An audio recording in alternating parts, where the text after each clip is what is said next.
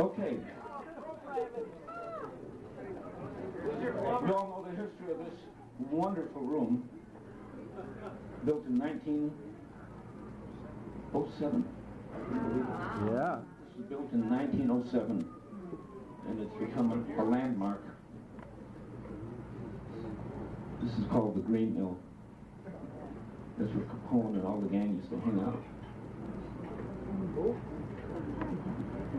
Like the Earth's geological strata, these walls too hold their hidden history.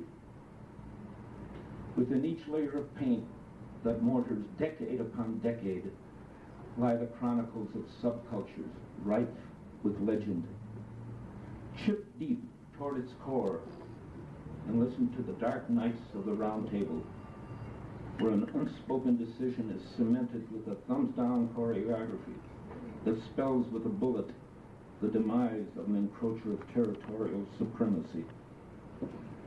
Chip deeper and find half buried in some structural beam a flattened wad of lead that may or may not have missed its mark.